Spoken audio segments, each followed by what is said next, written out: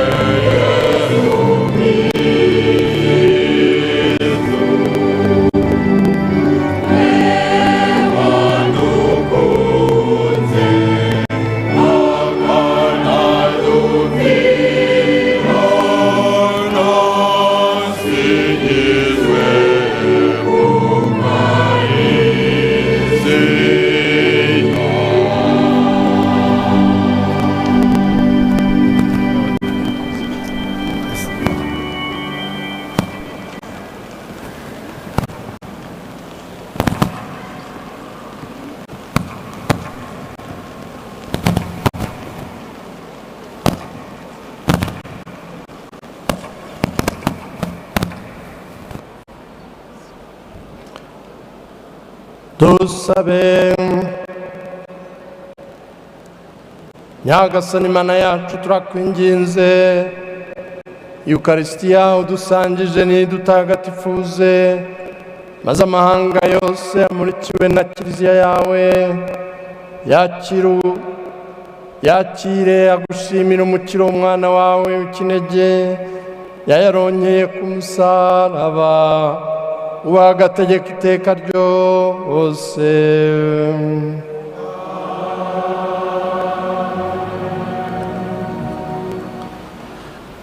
Nyuma isengesho ry'umwanzuro ni umwanya w'ubutumwa bunyuranye, tuza kumva amagambo make kugira ngo umugisha twabonye w'imvura tugume kuwuhabwa, ariko twavuye aho turi. Turumva ubutumwa bwa mbere, ni ubutumwa twagenewe na Cardinal Luis Antonio Tagle, tugiye kugezwaho na Padiri Vedaste Kayisabe, umunyamabanga w'inama y'abepiskopi gatolika mu Rwanda.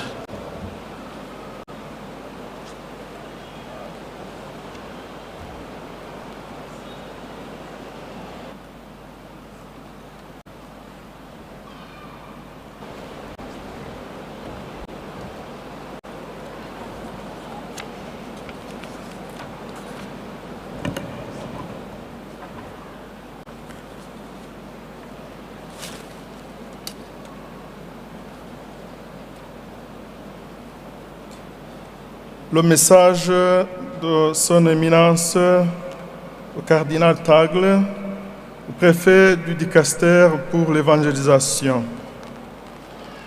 Éminence révérendissime cardinal Antoine Kambanda, archevêque de Kigali et président de la conférence épiscopale du Rwanda, Excellences, Messeigneurs les évêques, chers prêtres, chers frères et sœurs dans le Christ.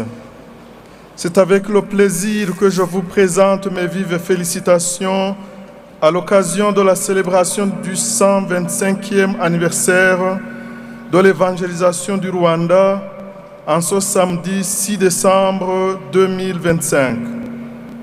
Vous êtes venus nombreux de tous les coins du pays pour fêter l'événement dans l'allégresse et dans l'union des cœurs.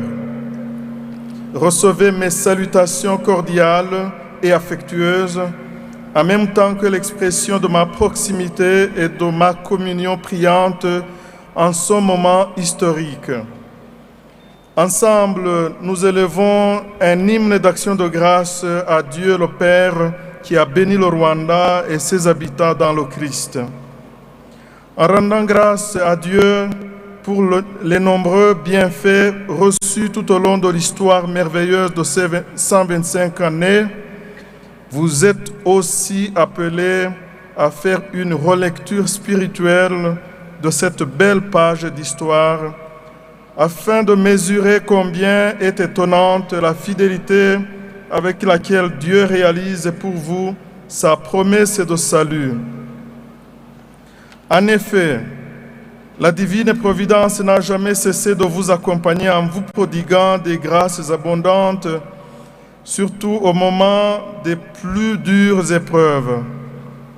Grâce à l'engagement généreux et dévoué des pasteurs et des ouvriers apostoliques qui se sont succédés, prêtres, personnes consacrées, catéchistes et responsables de diverses structures ecclésiales, le Rwanda a enregistré des progrès notoires sur le plan pastoral et spirituel. Voilà 125 ans déjà que vous portez avec persévérance le témoignage joyeux de la présence agissante de Dieu dans ce beau pays et que vous manifestez sans cesse son amour miséricordieux envers les plus faibles et les plus démunis.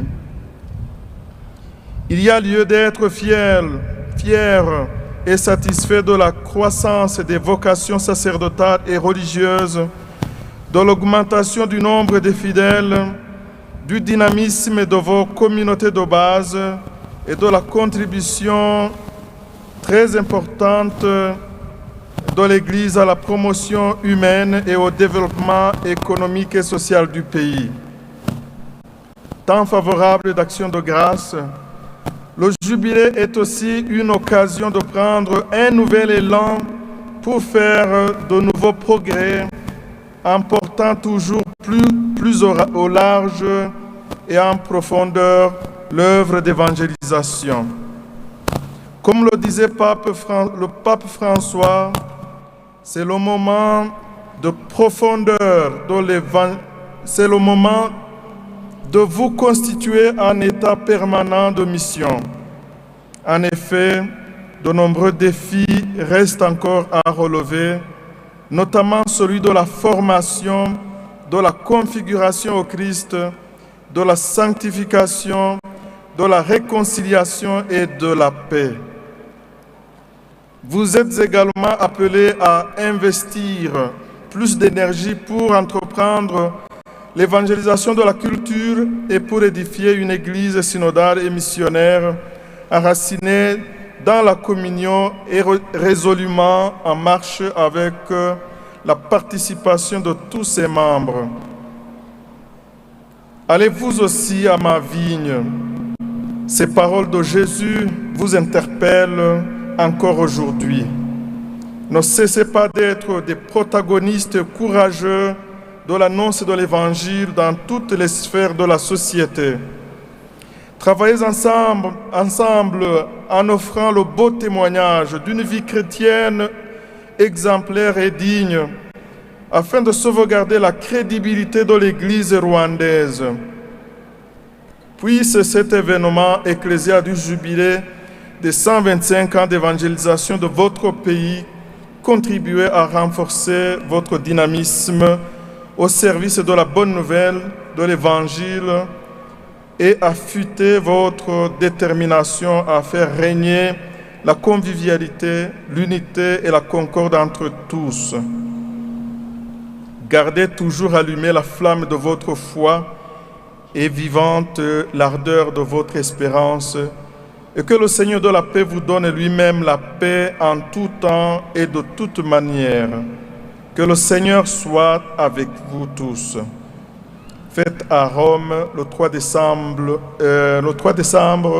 2025, en la fête de Saint François Xavier, patron des missions.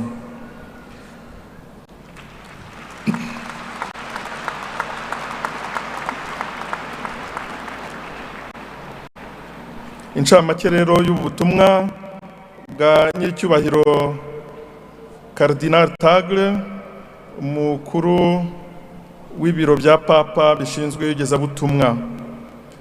Nyiricyubahiro Antoni Cardinal Kambanda, Arkiyepiskopi wa Kigali, ukaba na Perezida w'inama nkuru y'Abepiskopi Gatolika mu Rwanda, ba nyiricyubahiro b'Episkopi, bapadiri, bavandimwe, inshuti, mwese bavandimwe muri Kristo. Mfite ibyishimo byo kubabwira ngo mugire ibirori byiza kuri uyu munsi muhimbazaho isabukuru y'imyaka 125 iyogezabutumwa mu Rwanda, kuri tariki ya 6 ukwezi kwa 12 mwaka 2025. Muri benshi mwaturutse hirya no hino mu gihugu kugira ngo muze guhimbazanya ibyishimo uyu munsi kandi mushyize hamwe imitima. Nimwakire intashyo zivuye ku mutima kandi zibakunda. Nimwakire kandi n'ikimenyetso cy'uko turi kumwe dushyize hamwe dusenga kuri uyu munsi utazibagirana. Turi kumwe kandi turaririmbira hamwe indirimbo y'igisingizo gishimira Imana Data wahaye umugisha w'u Rwanda n'abaturage b'u Rwanda muri Kristo. Dushimira Imana, tuyishimira kubera ibyiza byose yaduhaye muri aya mateka y'imyaka 125.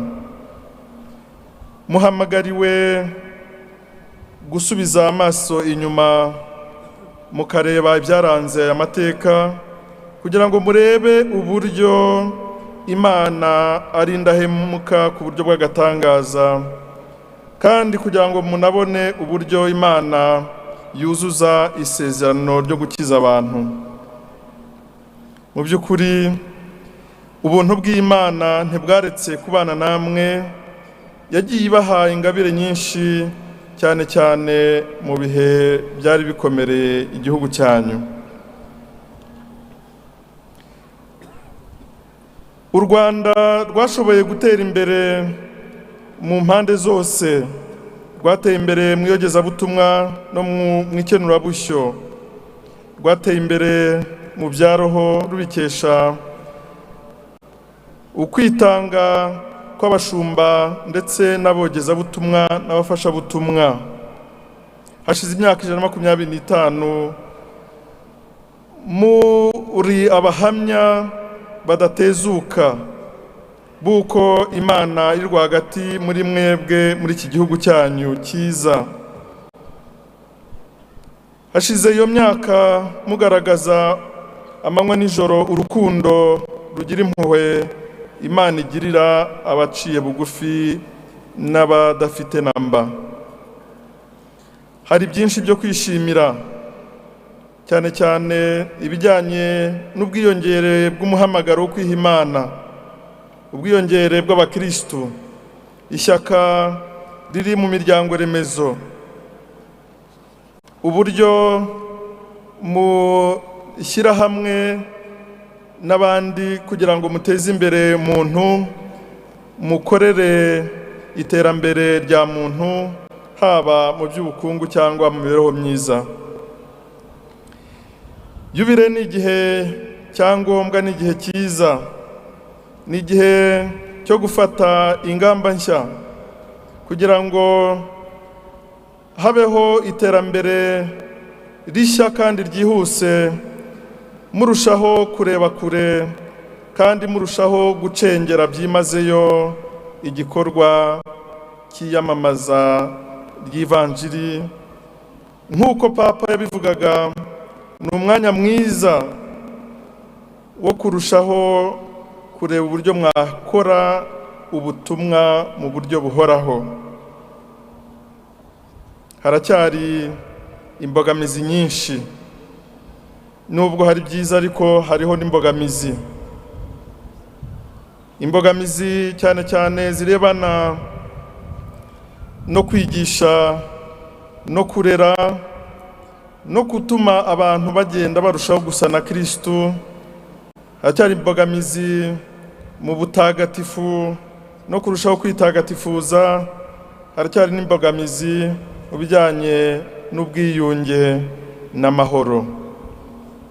Muhamagariwe cyane cyane gushyira imbaraga mu iyogezabutumwa ku buryo mwayicengeza mu muco wanyu, kugira ngo mwubake kiliziya ishyize hamwe, ikorera hamwe, kiliziya ishinze imizi mu bumwe, kiliziya ishinze imizi mu kugendera hamwe no mu kureka abantu bose bakagira uruhare muri uko kugendera hamwe. Nimugende namwe mukore mu muzabibu wanjye. Aya magambo ya Yezu Kristo arababwiwe kuri uyu munsi. Ntimurambirwe kuba abafatanya bikorwa batarambirwa bo kwigisha ijambo ry'Imana mu bice byose bigize sosiyete yanyu, bigize umuryango w'igihugu cyanyu. Nimukorere hamwe, mutange urugero rwiza, mube abahamya beza b'ubuzima bw'ubukristo, kugira ngo mushobore kugirirwa icyizere mu gihugu cyanyu.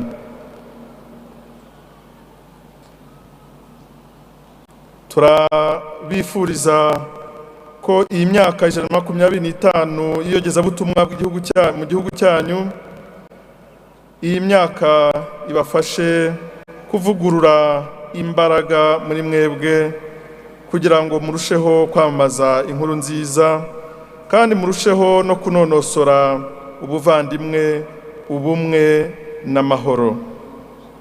Nimugumane amatara yaka y'ukwemera kwanyu, nimugumane imbaraga mu kwizera, Imana y'amahoro nibahe y'ubwayo amahoro mu bihe byose no mu buryo bwose. Nyagasani Yezu nabane namwe mwese. Bikorewe i Roma ku itariki ya 3 Ukuboza 2025, umunsi mukuru wa Mutagatifu Francisco Saveri, akaba ari we murinzi w'ubutumwa n'abogezabutumwa.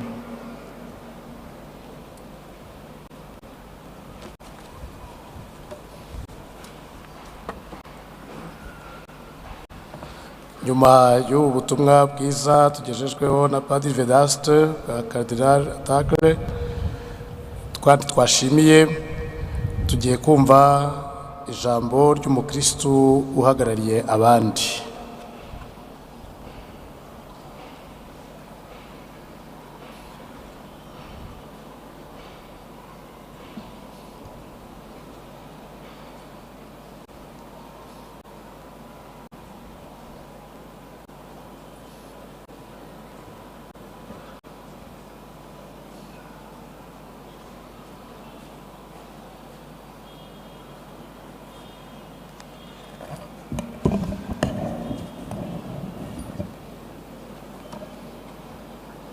Nyakubahwa Minisitiri w'Intebe, Nyiricyubahiro Intumwa ya Papa mu Rwanda,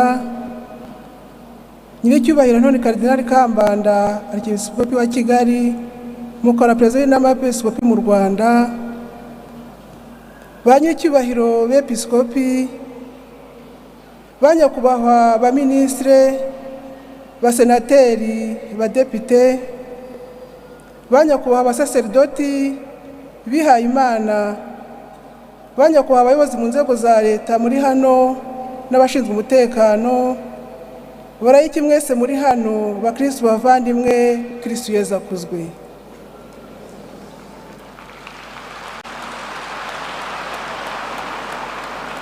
Turahimbaza yubile y'imyaka 125 mu Rwanda tumaze tumenya inkuru nziza ya Yezu Kristu twagejweho n'abamisiyoneri ba Afurika. Kwizihiza iyi yubile ni ukuzirikana uruhare Kiliziya Gatolika yagize mu mateka y'iyogezabutumwa no mu iterambere ry'igihugu cyacu cy'u Rwanda muri iyi myaka 125 ishize. Mu burezi n'uburere, gushinga za misiyoni byajyanaga no kubashyira amashuri, bityo kumenya Imana bikajyana no kujijuka. Abigiraga amasakaramentu bigishwaga gusoma no kwandika mu mashuri bitaga ibibeho. Kiliziya Gatolika yakomeje kugira uruhare rugaragara mu burezi n'uburere kugeza n'ubu.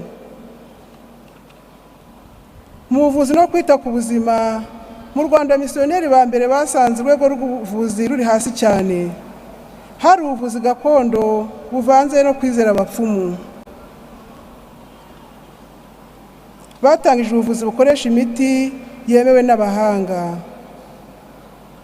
Ibigo nderabuzima n'ibigo mboneramirire byarubatswe hamwe n'amavuriro. Mu rugendo rw'iyubile, natwe abakristo b'abarayiki twaboneyeho umwanya wo kuzirikana uruhare rwacu muri ayo mateka. Tubibutse ko abarayiki ari ababatijwe bose bagize imbaga y'Imana, ariko batari mu nzego z'ubusaserdoti nyobozi cyangwa se mu miryango y'abiyeguriye Imana yemewe na Kiliziya. Iyi yubile yatubereye mbere na mbere umwanya wo gushimira Imana yaduhaye igihugu cyacu cyiza cy'u Rwanda, ikaduha na Kiliziya twisanzuriramo. Urugendo rwa yubile rwatubereye kandi igihe cyo kwisuzuma ngo turebe niba koko twarakiriye impano y'ukwemera twagejweho n'Imana, twagejweho n'abo Imana yatwoherereje ari bo bapadiri bera. Uko kwemera twakiriye kwatumye abarayiki babyara bihaye Imana benshi. Bamwe baba bapadiri, abandi baba bikira n'abafureri. Amakoraniro anyuranye y'abakristu basengera hamwe nayo yavutse ari menshi. Imiryango ya Gisiyo Gatolika, yaba iy'abakristu cyangwa yaba iy'abakuru cyangwa iy'urubyiruko, nayo yavutse ari myinshi. Imana ishimwe. Turishimira ko abakristo b'abalayiki bumvise ko bafite by'umwihariko ubutumwa bwo kuba umunyu w'isi n'urumuri rw'isi aho bari hose, bakarushaho kurebwa n'iyo nshingano cyane cyane ahantu abasaseridoti n'abihaye Imana batari cyangwa badashobora kugera. Twiyemeje rwose gukomeza gushyira hamwe n'abashumba bacu mu kugendera hamwe muri Kiliziya ya Nyagasani. Muri iyi myaka 125 ishize tumenye inkuru nziza, abayobozi ba Kiliziya Gatolika bafashe abakristo b'abalayiki gushyira ivanjiri ya Yezu Kristo mu buzima bwabo bwa buri munsi, mu ngo zabo, mu burere baha abana babo, mu baturanyi, mu miryango remezo, aho bakora n'ahandi. Abakristo bafite umuco mwiza wo gutanga imfashanyo ya Karitasi igenewe abatishoboye, kwishyurira abanyeshuri, kwishyura mitiweli ku batishoboye n'ibindi. Hari abakristo b'abalayiki benshi bo mu nzego zinyuranye bagaragaza uruhare rwabo mu iyogezabutumwa rya Kiliziya. Twavuga nk'abari mu miryango ya Kiliziya Gatolika cyangwa andi makoraniro y'abakristo, abakatejiste, abayobora amasantarari, abayobozi b'imiryango remezo, abarezi mu mashuri, abaganga, abari muri za korari, abahereza, abari muri za komisiyo zitandukanye n'abandi bakristo bitangira Kiliziya. Abo bose turabashimira uruhare rugaragara kandi rukomeye bafite muri Kiliziya. Gusa mu bihe bitandukanye by'amateka yacu hagiye hagaragara ibikorwa n'imyitwarire bihabanye n'ijambo ry'Imana twigishijwe. Twavuga nk'abagize uruhare mu bwicanyi ndengakamere bwa Jenoside yakorewe Abatutsi mu 1994. Ibyo birababaje. Turasaba imbabazi Imana n'imiryango y'abavandimwe bahemukiwe tubikuye ku mutima. Mu urugero rwa Yure twakoze muri imyaka 2, twabonye umwanya uhagije wo gusubiza amaso inyuma, twumvise neza Kiliziya idushakaho.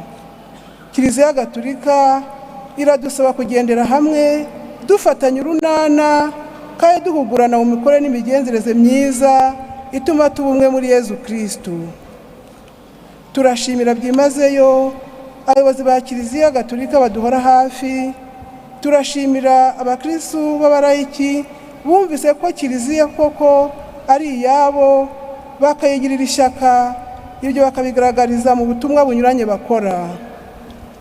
Turishimira ubufatanye hagati ya Kiliziya Gatolika na Leta y'u Rwanda n'umutekano mu gihugu cyacu, ari nabyo bidufasha gusoza neza ubutumwa dufite muri Kiliziya Gatolika mu Rwanda. Turabashimiye.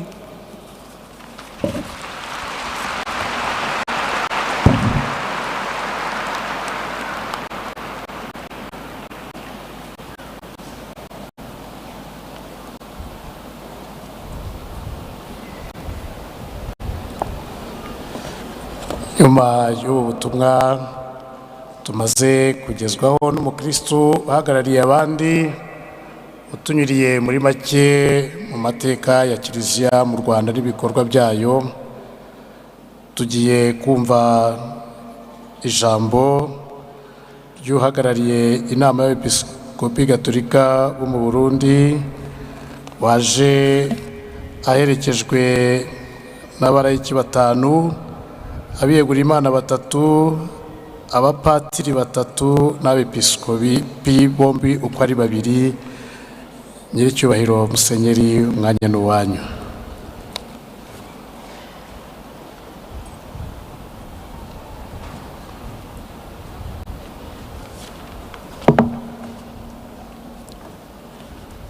Nyiricyubahiro Karidinali Antoni Kambanda, akaba n'umukuru w'inama y'abepiskopi b'i Rwanda. Nyiricyubahiro Mushikiranganji wa mbere, bepiskopi mwese dusangiye ibanga, bene icubahiro bategetsi muri hano basaseredoti bihebeye Imana, igihugu c'Imana, mu wese mu cubahiro ciwe, tugire Kristu.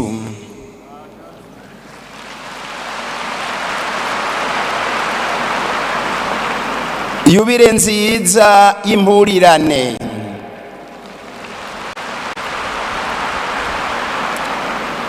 Tubanje kubashikiriza indamutso y'abepiskopi b'i Burundi hamwe n'igihugu c'Imana i Burundi, ubu bakoraniye hamwe bariko barahimbaza yubire y'imyaka 100 hatiwe abasaseredoti ba mbere i Burundi, bakaba bakoraniye kuri Monsiyo Gikungu i Bujumbura. Turanabashimiye yuko mwarungitse intumwa zirongowe na nyene icubahiro umwepiskopi w'Ikibungo ngo zidufashe guhimbaza uyu munsi.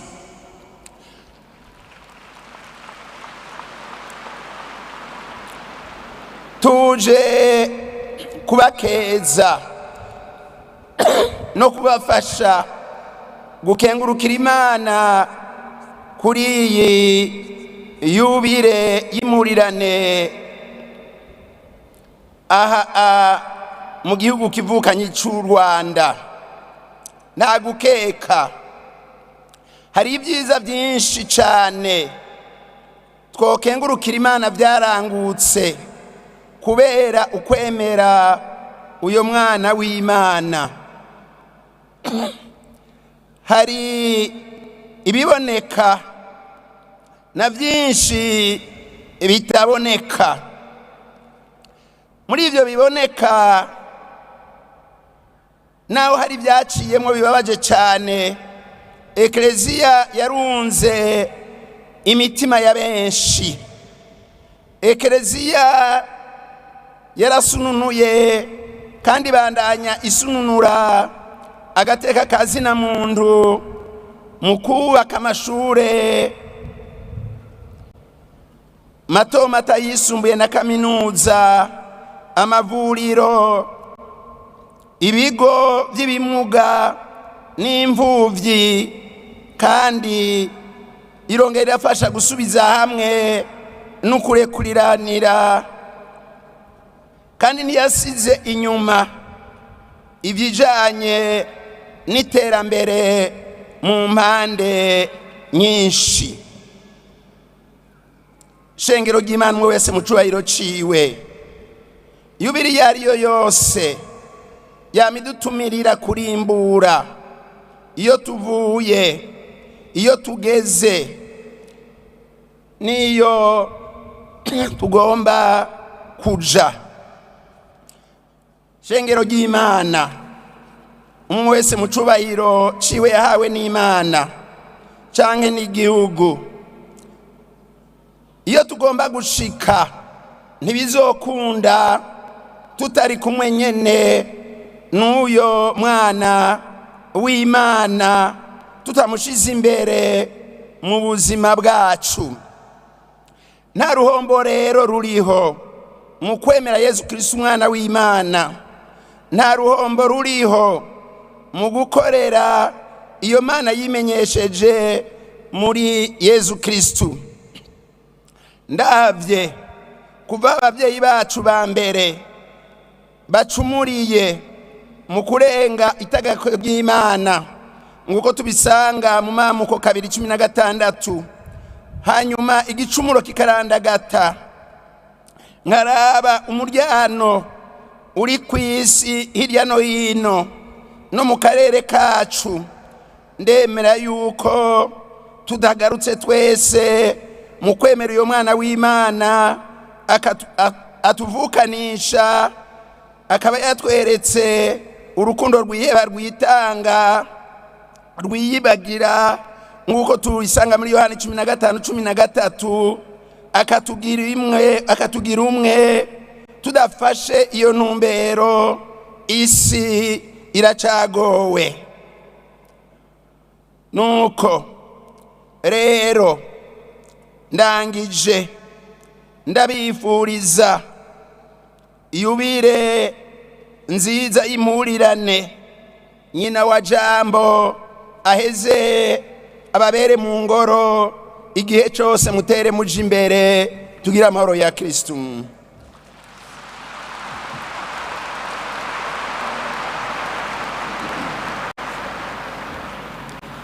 arakoze umwepiskopi uhagarariye inama kuri y'abepiskopi gatolika b'i Burundi tugejeje intashyo z'abavukanyi. Tugiye kujya mu mwanya w'ubutumwa nyamukuru. Mbere y'uko tubugeramo ndagira ngo tubanze tubereke abashyitsi b'imena bifatanyije natwe muri urubanza kuri uyu munsi.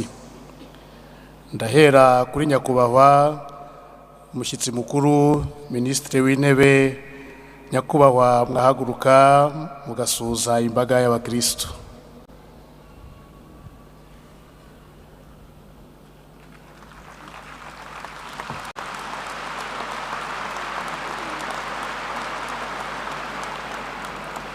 Umushyitsi mukuru ntabwo yaje wenyine, afite abandi baminisitiri bamuherekeje, nabo bakwigira hejuru bagasuhuza imbaga y'abakristo.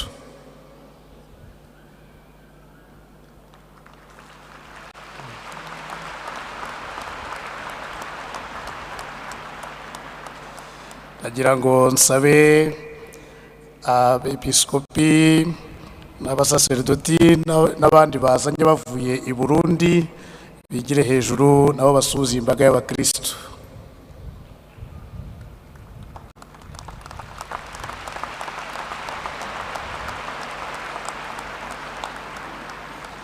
Dufite n'abashyitsi bavuye mu kindi gihugu duturanye, bavuye muri Tanzania, abepiskopi batatu bavuye muri Tanzania nabo bahaguruke basuhuza abakristo.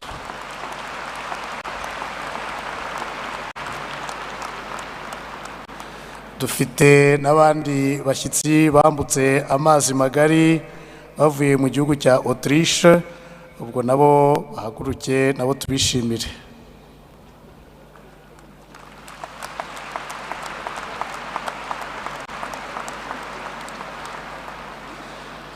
Twishimiye kubana n'abepiskopi bacu bose babasangwa, nabo twagira ngo bahagurukire icyarimwe tubishimire.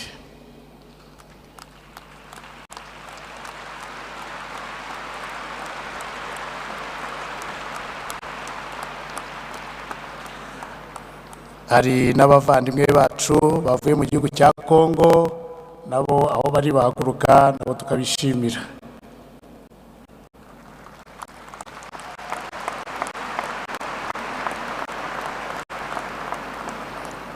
Mbere rero yuko ntumira nyiricyubahiro Antoine Cardinal Kambanda, ndagira ngo ku buryo bw'umwihariko nawe ahaguruke adusuhuze twese.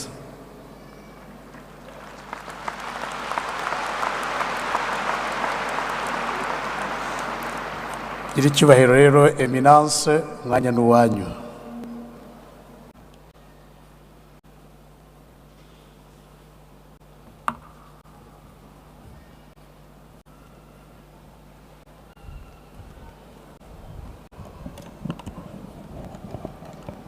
Murakoze. Nyakubahwa Minisitiri w'Intebe, mukaba munahagarariye nyakubahwa Perezida wa Repubulika muri ibi birori, nyakubahwa Musenyeri, intumwa ya Papa mu Rwanda, ngira ngo anahaguruka basuhuze. Your Excellency the Nuncio, greet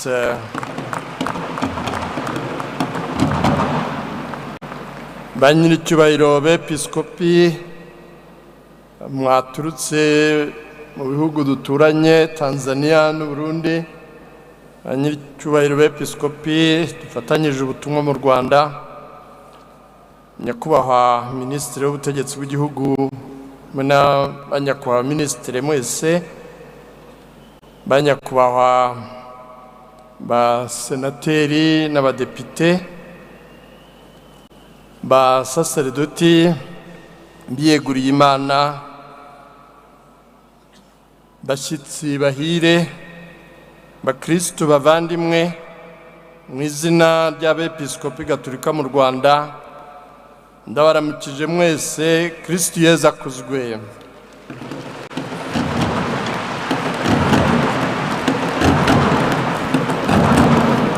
Kandi yubile nziza kuri mwese.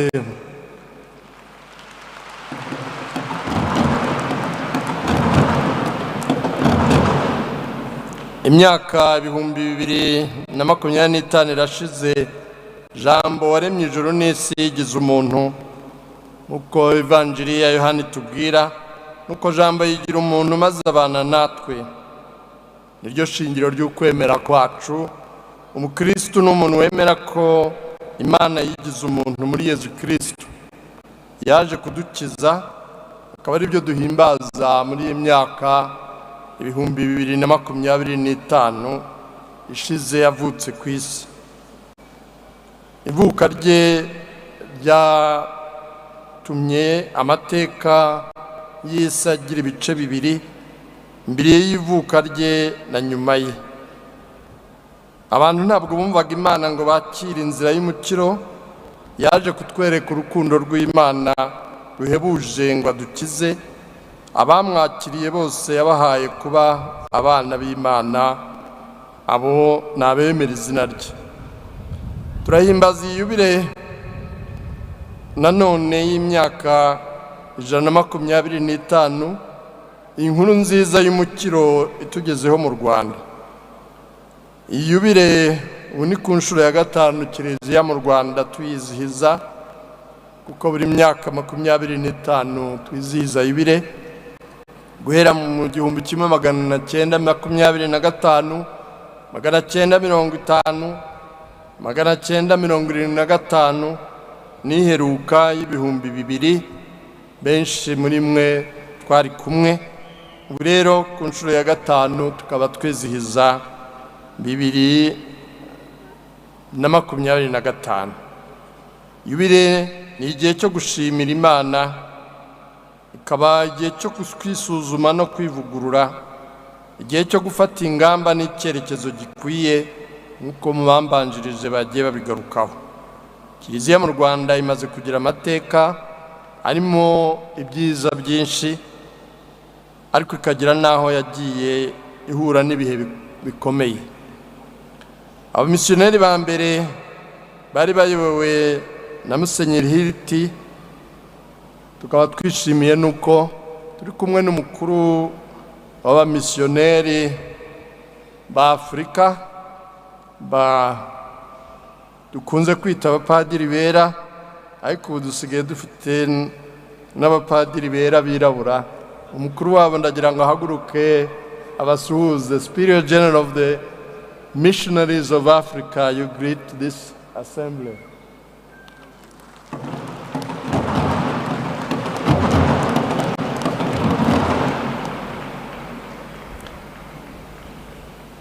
Baje boherejwe na Papa Leo wa 13.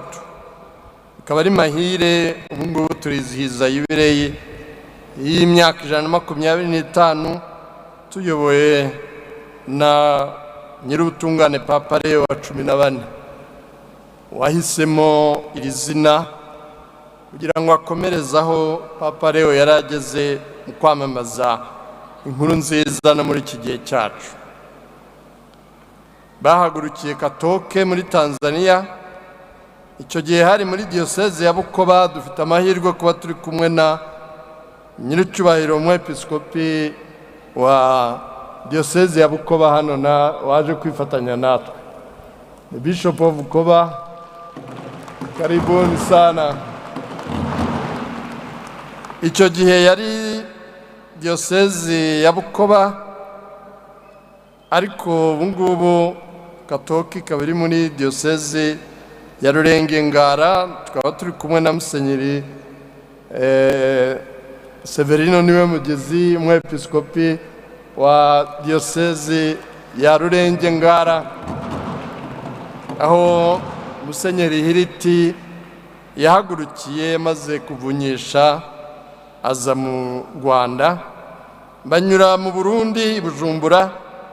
Tukaba twishimiye no kuba turi kumwe n'abepiskopi b'u Burundi. Murumva rero aba bashyitsi bahire ni abantu dusangiye amateka y'iyogezabutumwa muri aka karere kacu. Tukaba twishimiye kuba mwashoboye kuza kwifatanya natwe. Misa ya mbere mu Rwanda yatuwe, igitambo cy'Ukarisiya bwa mbere cyaturiwe Ishangi muri diyosezi ya Cyangugu, hari ku itariki ya 20 ukwezi kwa mbere 1900. Nibwo umugisha w'igitambo cy'Ukarisiya wageze ku butaka bw'u Rwanda. Ku itariki ya 8 Gashyantare mu 1900 nibwo batangiye misiyoni ya Save, bayiragiza umutima mutagatifu wa Yezu. Nyuma yaho abamisiyoneri bagiye bashinga n'izindi misiyoni, izaza tariki ya mbere z'ukwa 11 1900 muri uwo mwaka nyine, ku Nyundo 1901, Rwaza 1903, Mibirizi nayo 1903, Kabgayi 1906, Rulindo yacu hano muri Kigali 1909, kimwe na Kansi muri uwo mwaka.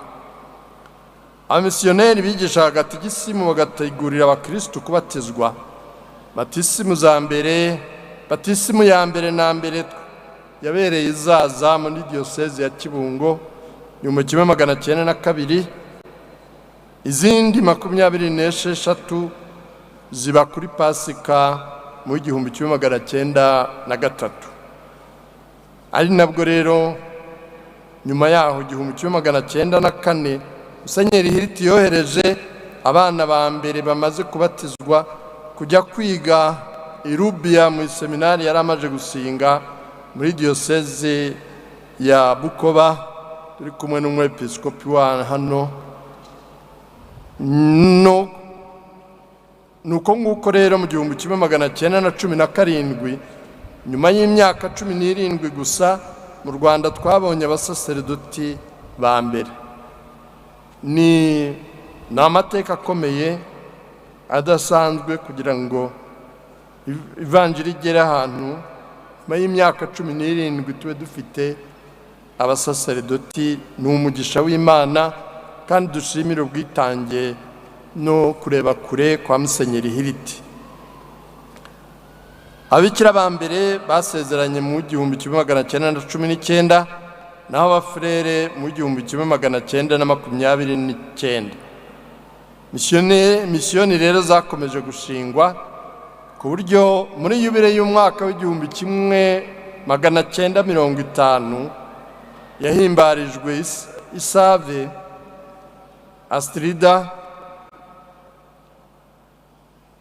Hari hamaze gushingwa misiyoni 40, hari abapadiri b'Abanyarwanda 90, abakristu babatijwe bari bamaze kugera ku 357,722. Umusenyeri wa mbere w'umunyarwanda yabuhawe ku itariki ya 14 z'ukwa 2 1952, Musenyeri Aloyizi Bigirumwami, wabaye n'umwepiskopi wa mbere mu cyitwaga Afurika Mbirigi, Rwanda, Kongo n'u Burundi. Ku itariki ya 28 Ugushyingo 1981, mu Rwanda nanone twagize umugisha mu mateka yacu, umugisha ukomeye. Bikira Mariya yabonekeye bwa mbere Kibeho. Amabonekerwa yarakomeje kugera ku itariki ya 28 Ugushyingo 1989, yemezwa na Kiliziya muri Kamena 2001. Kugeza ubu ngubu niyo mabonekerwa yonyine yemewe na Kiliziya ku mugabane wa Afurika. Ni umugisha dushimira Imana muri aya mateka ya Kiliziya mu Rwanda. Ubutumwa bwa Bikira Mariya bugaragaza neza ko iyo bwubahirizwa u Rwanda rutari kunyura mu icuraburindi rya Jenoside yakorewe Abatutsi muri 1994. Ubwo butumwa n'ubu burakomeza cyane cyane hagira ati ukwemera n'ubuhakanyi bizaza mu mayeri. Mugomba gushishoza, ukwemera n'ubuhakanyi bizaza mu mayeri. Turabibona muri iki gihe, nimusabire isi kuko kugira ngo ihinduke. Isi yari igometse imiragana habi. Arongera ati nimwicuze kandi musenge nta buryarya. Musenge nta buryarya. Ubu gusenga kubaka umuntu, kubaka ubuvandimwe, abantu bakabana kivandimwe mu mahoro. Timusabire Kiliziya kuko izahura n'amakuba. Ubu butumwa rero tubuzirikane tutazongera kugwa habi kandi twaraburiwe. Mukogeza inkuru nziza y'abamisiyoneri n'ababasimbuye b'Abanyarwanda ntibahagurukiye kogeza ivanjiri gusa, bitaye no ku bikorwa rusange by'iterambere rya muntu. Bagiye bafatanya n'abakristo kubaka za Kiliziya nk'uko abambanjirije bagiye babivuga, amashuri, amavuriro n'ibindi bigo. Bagiye batega amatwi uko Ikinyarwanda kivugwa, bagishyira mu nyuguti, bagishyira mu ndimi zishobora kwandikwa. Ari ibintu nk'uko mu Cyongereza bavuga we take for granted. Ubu ngubu tubona ururimi rw'Ikinyarwanda rwandikwa, rusoma, ibitabo byandikwa mu Kinyarwanda. Ariko tujye tuzirikana abamisiyoneri bafashe umwanya bagatega amatwi uko Ikinyarwanda kivuga, bakagenda batandukanya inyuguti ku yindi n'ibihekane kugeza ururimi rwacu rushobora kwandikwa. Hanyuma bigisha abantu gusoma no kwandika. Ahari misiyoni hatangiraga n'ishuri, n'ubu kandi birakomeza. Bitaye no ku buzima kugira ngo bite ku buzima bwa roho n'ubw'umubiri, ku buryo rero kugeza ubu ngubu dushimira Imana iri terambere. Abogezabutumwa bafashije mu by'ubushakashatsi, mu buhanga n'umuco.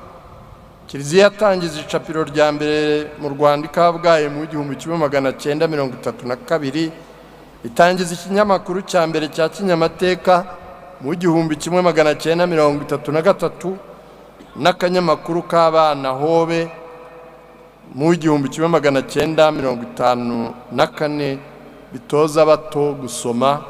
Byose biracyariho kandi bifasha benshi. Bahaye agaciro ururimi rw'Ikinyarwanda, barwandikamo inyandiko za Kiliziya zishyirwa mu Kinyarwanda. Bandika byinshi bitari bizwi byari mu mateka y'abakurambere bacu. Mu bihe bya vuba Kiliziya yatangije n'ibigo by'iterambere, ibigo by'imari biciriritse bifasha abakene nka RIM. Baranzwe kandi no gushyira imbere ibikorwa by'urukundo. Caritas yatangiye mu 1960 yitwa Secours Catholique, yatabaye abari mu kaga muri ibyo bihe bikomeye igihugu cyacu cyarimo ukwicwa no guhunga. Ibitaro byita ku bafite ubumuga nka Gatagara, Indera, bamugaye mu mutwe byatangijwe n'abogezabutumwa. Ababikira b'Abizera Mariya, ababikira b'Abakarikuta baziho kwita ku bakene n'abari mu zabukuru. Umugaragu w'Imana Rugamba Cyprien n'abafurere b'amashuri bashinga n'ingo zita ku bana baba mu muhanda n'abamugaye, bakabereka urukundo baba baraburiye iwabo.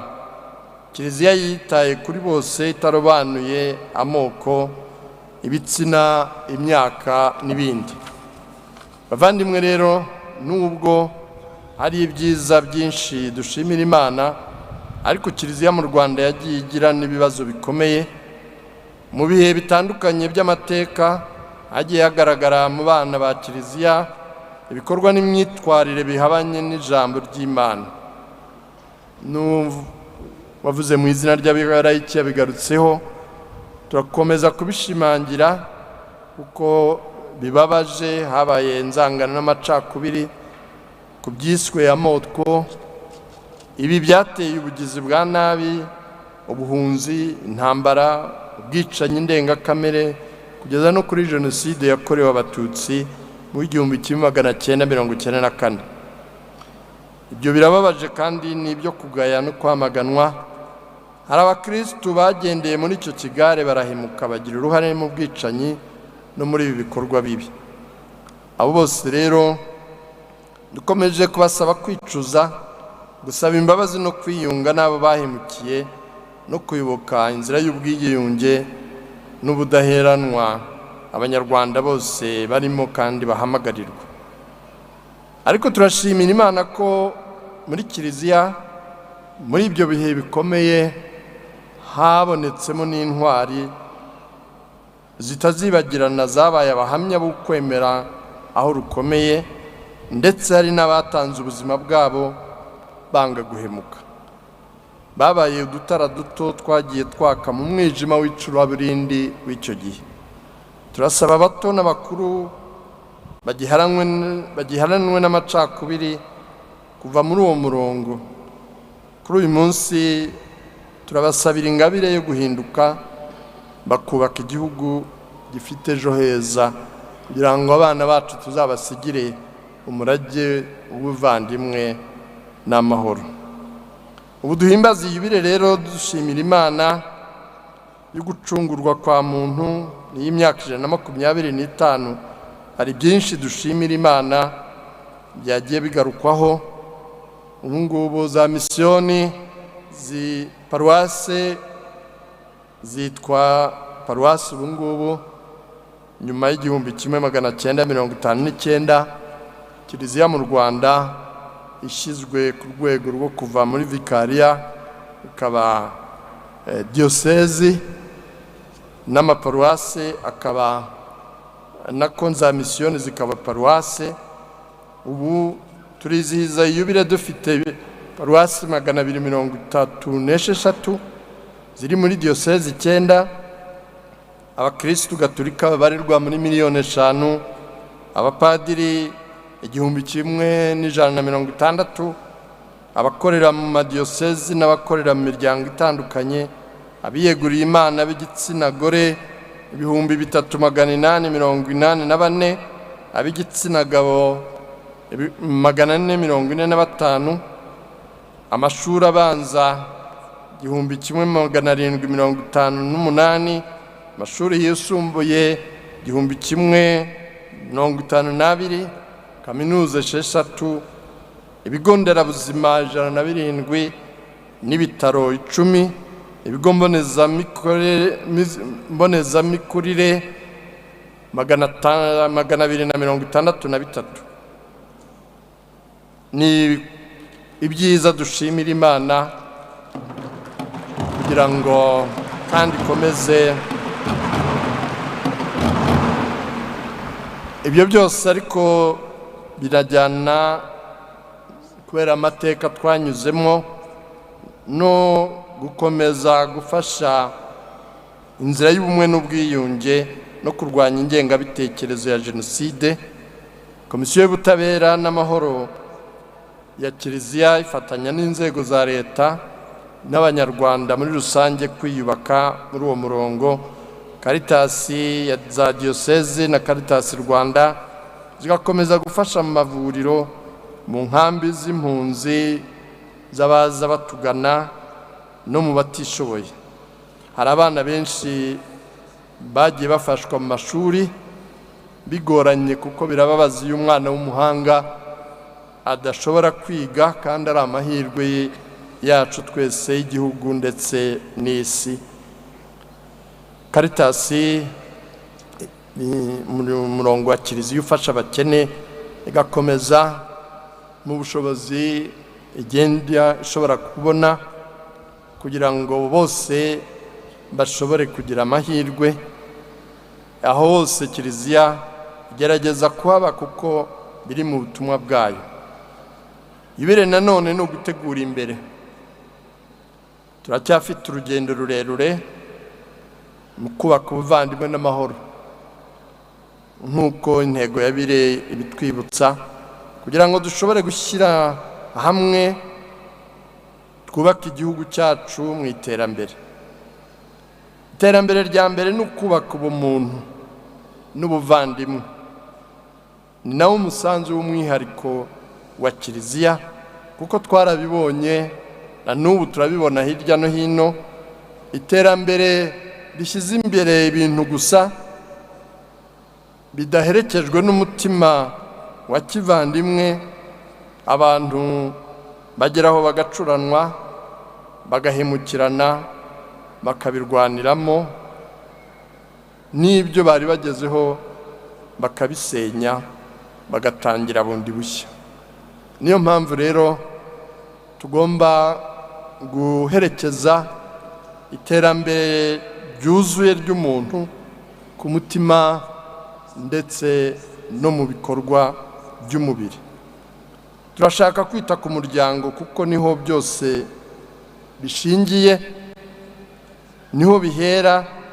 Umuryango ni ure mu muntu cyangwa se akaba yahagwingirira muri uko kubaka umutima no kumutegurira kuba umuntu wuje ubuvandimwe n'urukundo, ushobora kubana kandi agakorana n'abandi neza.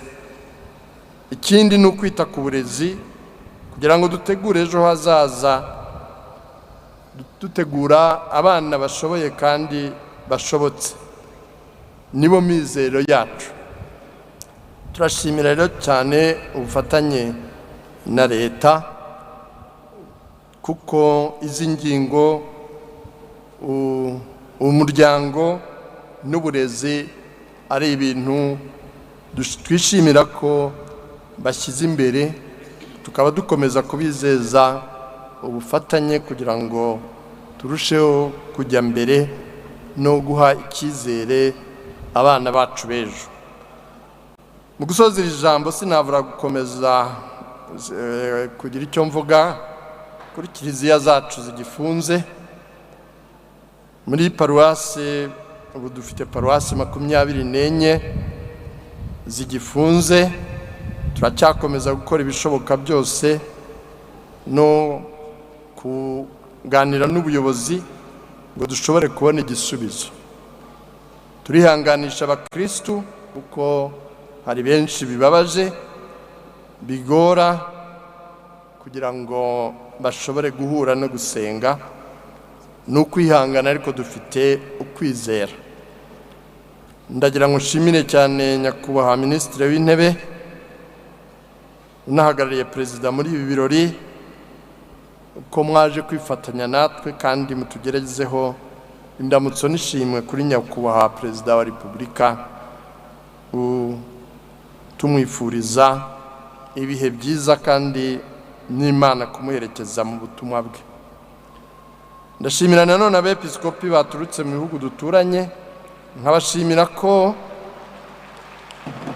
bazirikanye ubutumire bwacu bakaza. Abepiskopi baturutse mu bihugu duturanye, Rwanda n'u Burundi, uhagarariye umwepiskopi wa diocese ya Goma, Vicaire General wa diocese ya Goma, twifatanyije nawe hano. Turashimira cyane Musenyeri Herimani, umwepiskopi wa Innsbruck muri Autriche, waje kwifatanya natwe, kimwe n'umuyobozi wa Misi Autriche. Abantu b'abafatanyabikorwa dufatanya cyane mu gutegura abapadiri b'ejo n'abantu bakoze urugendo rurerure dushimira kuba turi kumwe hano. Mwese rero ndagira ngo nsoze mbifuriza kugira yubile nziza, kandi kuri uyu munsi dushimira icyo Imana cyane yaduhaye n'uyu mucyo twari duhangayitse ko imvura ishobora kuturogoya. Imana ishimwe kandi ibahe umugisha mwese. Murakoze.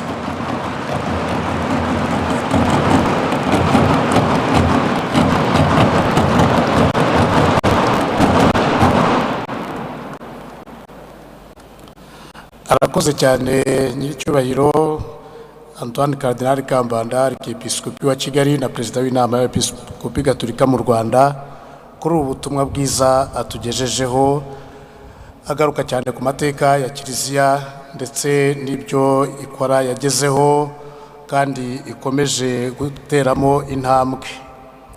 Tuributsa ko muri Kiliziya ibyo dukora byose dufite urwego rutureberera rukadutungira agatoki aho wenda bitagenda, naho tugomba gushyira indi ntambwe kurushaho, ni urwego rwa RGB.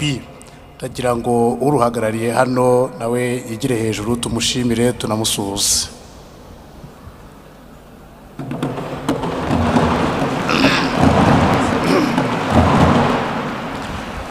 Bityo rero tukaboneraho no kumva ubutumwa nyamukuru tugiye kugezwaho n'umushyitsi mukuru, nyakubahwa Minisitiri w'Intebe. Umwanya ni uwanyu.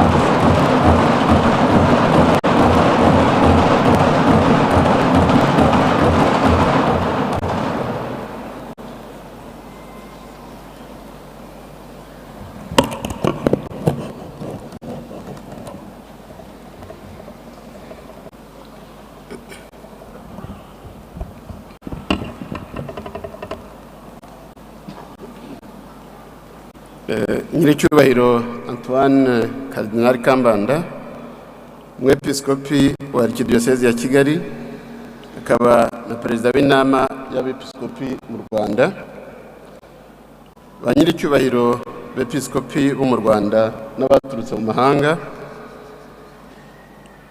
nyiricyubahiro Musenyeri Arnaldo Catalan, intumwa ya Papa mu Rwanda, banyakubahwa ba minisitiri twazanye, abihaye Imana, bakristu n'abandi batumirwa mwese, banje kubifuriza amahoro n'umugisha bikomoka ku Mana.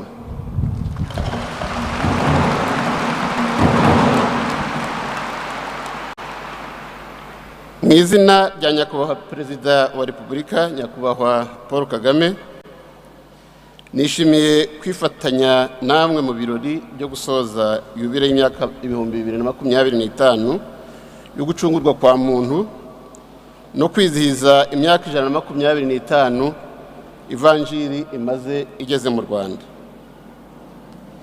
Nyakubahwa Perezida wa Repubulika yansabye kubagezaho indamutso ye n'ishimwe rye ku ruhare rukomeye Kiliziya yagize kandi ikomeje kugira mu rugendo rw'igihugu cyacu.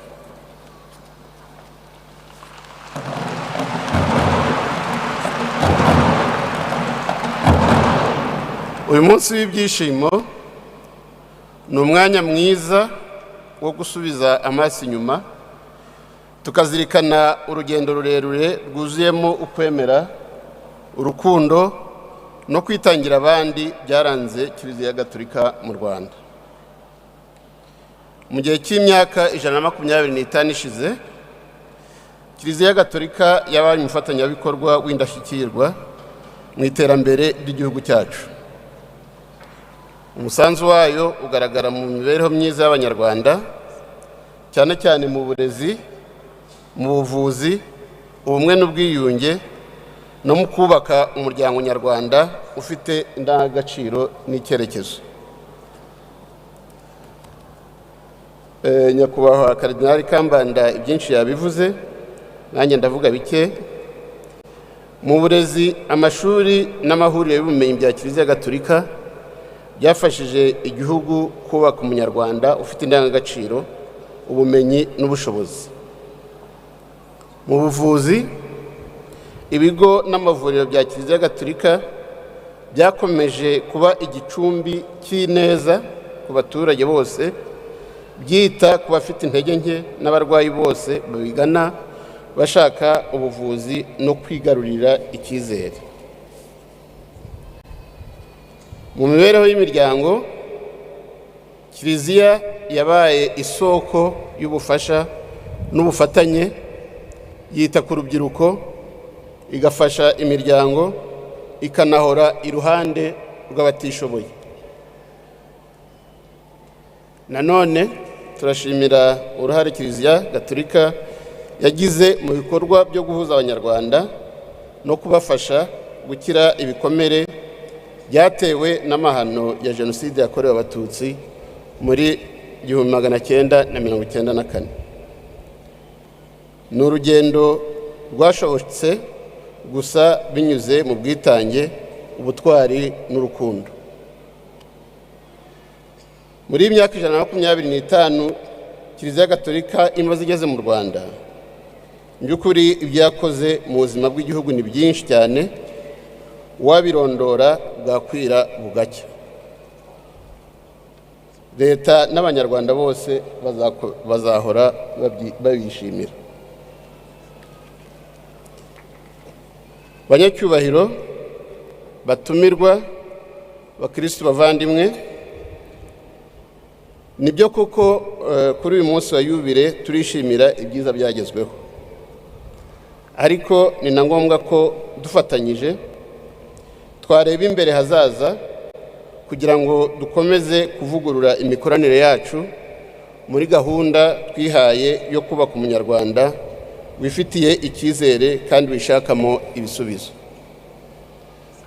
Muri urwo rwego, uyu munsi nifuje kongera kwibutsa ubutumwa bw'ingenzi bugamije gufasha buri muryango kugira ngo imibereho myiza no kwiyubakira ejo hazaza tubigereho. Ni ubutumwa kandi bugaruka kuri za nshingano leta ihuriraho n'imiryango ishingiye ku myemerere nka Kiliziya Gatolika. Turifuza gufatanya na Kiliziya Gatolika n'andi matorero mu gukomeza kunoza uburezi bw'abana b'Abanyarwanda, nta n'umwe usigaye inyuma. Ibyo abambanjirije babivuzeho, ariko nk'uko tubizi, umwana wiga ni igihugu cyubakwa. Iyo abana batiga, n'ejo hazaza haba hashyizwe mu kaga. Twizeye rero ko amatorero, cyane cyane Kiliziya Gatolika, azakomeza akazi keza akora muri uru rwego. Nk'uko tubizi kandi, roho nzima itura mu mubiri muzima. Ibyo impuguke za Kiliziya zikunda kubyita ngo mens sana in corpore sano. Turashishikariza amatorero yose gukomeza ubutumwa bwiza afasha abanyarwanda guteza imbere ubuzima no kugira isuku. Isuku ni inkingi y'ubuzima bwiza. Iyo dutuye ahantu hasukuye, iyo dukora ibidukikije bisukuye, n'imibiri yacu ikabisukuye, dushobora kurwanya indwara kandi tugahora dufite umutekano w'ubuzima bwacu.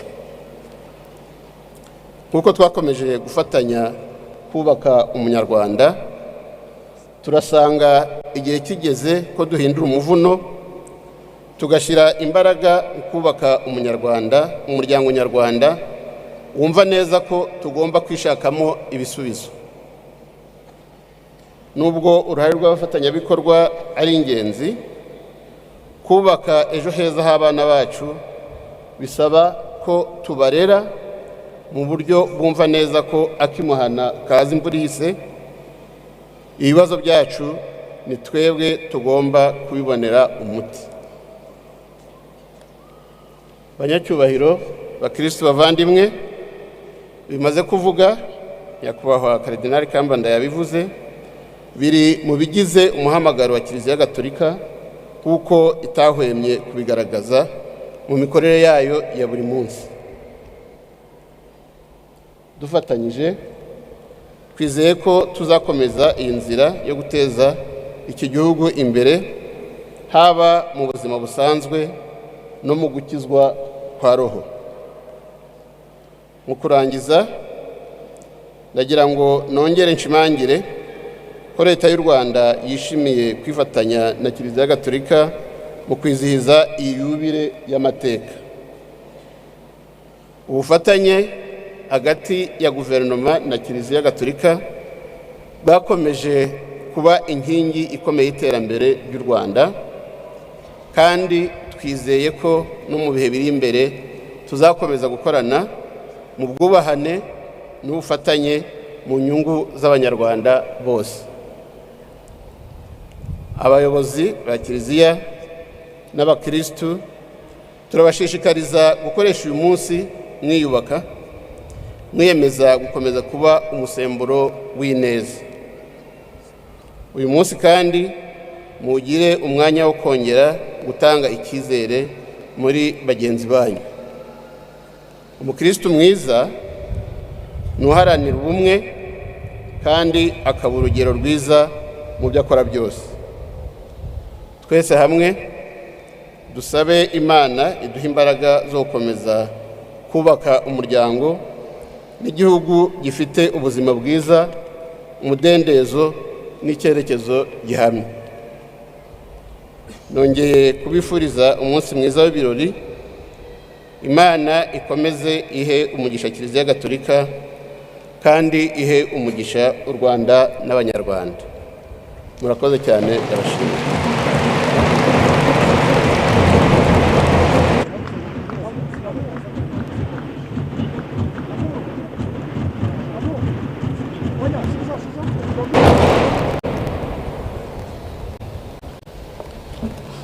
Twongere dushimire cyane ubutumwa nyamukuru tugejejeho n'umushyitsi mukuru.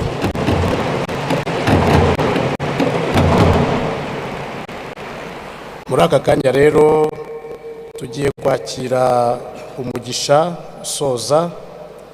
Nyuma y'umugisha harakurikiraho ifoto y'urwibutso. Umushyitsi mukuru aragaruka hano hamwe n'abepiskopi. Nyuma y'ifoto y'urwibutso, Nyiricyubahiro Karidinali araherekeza umushyitsi mukuru, hanyuma dukomeze natwe mu wa mutambagiro tuwutangire dusubira aho twari twawutangiriye, hanyuma ibindi turabibamenyesha umutambagiro urimo.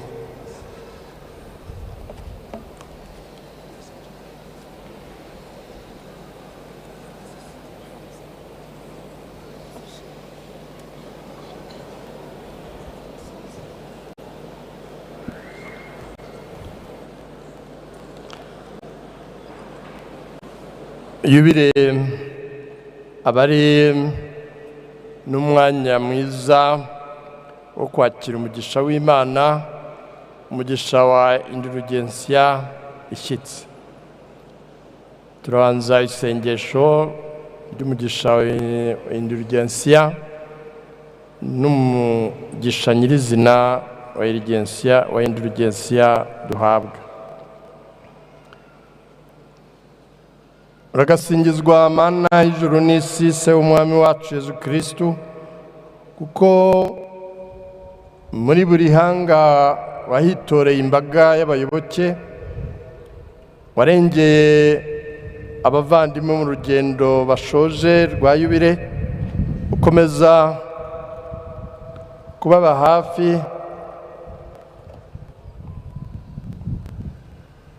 kubaba hafi, ubongerera ukwemera kugira ngo bagukomereho kandi barusheho kugukorera, basakazemo umugisha wawe kugira ngo basubire iwabo banezerewe, abo bahura nabo bose babaratira ibigwi byawe n'impuhwe wabasakajemo, kandi bakomeze kukubera abahamya mu bikorwa byabo byose, ku bwa Kristo umwami wacu.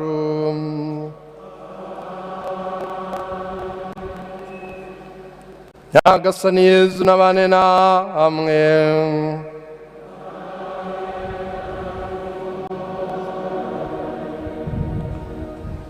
Nyagasani Imana ushobora byose n'umubyeyi w'impuhwe, n'abahindura urugensiya mubikesha imbabazi n'impuhwe mwagiriwe ku byaha byanyu, ukwicuza by'ukuri bigaragarira mu mbuto z'ukwemera mufitiye Kristu, umutima wihannye kandi ugorora imigirire idakwiye, inema n'inama mugirwa na Roho Mutagatifu, ndetse no gukomera ku bikorwa byiza kugera ku ndunduro.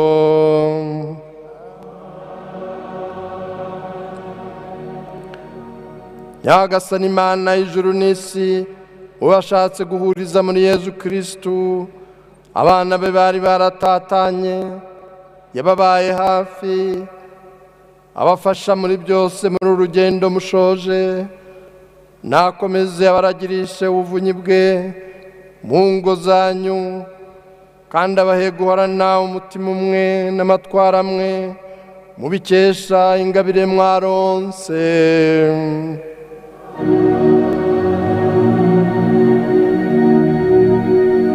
Ku neza ye yabashyizemo umugambi wo gukora uru rugendo, nasendereza imigisha yose mu mitima yanyu yivuguruye.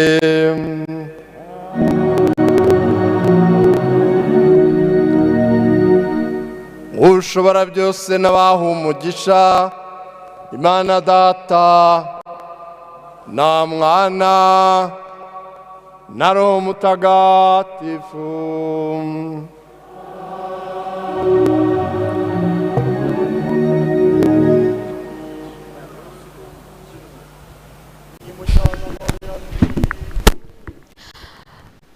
Bakunzi ba Radio Maria Rwanda rero,